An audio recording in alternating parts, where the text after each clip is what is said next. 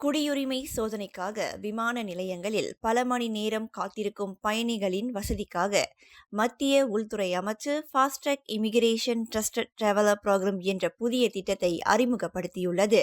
இந்த புதிய திட்டத்தில் இந்திய பயணிகள் மற்றும் பூர்வீக இந்தியர்களாக இருந்து தற்போது வெளிநாடுகளில் நீண்ட காலமாக வசிப்பவர்கள், இந்திய கடப்பிதழ் வைத்துள்ளவர்கள் மட்டுமே பலன் பெற முடியும் என்று சென்னை விமான நிலைய அதிகாரிகள் தரப்பில் தெரிவிக்கப்பட்டுள்ளது. இந்த திட்டத்தில் பயணிக்க விரும்பும் பயணிகள் தங்கள் பயணத்திற்கு முன்னதாக அதற்காக தனியாக உருவாக்கப்பட்டுள்ள இணையதள முகவரியில் தங்களது பெயர் உள்ளிட்ட விவரங்களை பதிவு செய்து கொள்ள வேண்டும். மேலும் கட்டணமாக பெரியவர்கள் ரூபாய் 2000, குழந்தைகள் ரூபாய் 1000 மற்றும் வெளிநாடு வாழ் இந்தியர்கள் $100 பதிவின் போது செலுத்த வேண்டும். இந்த கட்டணம் ஒவ்வொரு முறை பயணம் செய்யும் போதும் செலுத்த வேண்டியது இல்லை.